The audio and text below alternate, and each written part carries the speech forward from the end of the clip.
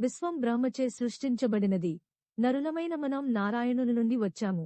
మనం దైవాంశ సంభూతులం, కాని మనం ఆ విషయాన్ని గ్రహించడం లేదు. మనం చేతులు జోడించి నమస్కారం చేసినప్పుడు మన 5 కర్మేంద్రియాలను మరియు 5 జ్ఞానేంద్రియాలను మనసుతో కలిపి మొత్తం 11ంటిని ఆ భగవంతునికి సమర్పిస్తున్నామని అర్థం. మనం చేసే ఒక్క నమస్కారమే ఐకమత్యాన్ని, స్వచ్ఛతను నొక్కి చెబుతుంది. మనసా వాచా కర్మణా మనం ఐక్యత మరియు స్వచ్ఛత పాటిస్తుంటే అక్కడ దైవత్వం వికసిస్తుంది. కాని మనకు మనసులో ఎదుటివారిపైన ఈర్ష్య, ద్వేషం, శత్రుత్వం మాత్రమే ఉన్నాయా? ఆ విధమైన ఆలోచనలను వెంటనే మార్చుకోవాలి. మనం మృదుమధురంగా, తీయగా మాట్లాడటం అలవాటు చేసుకోవాలి.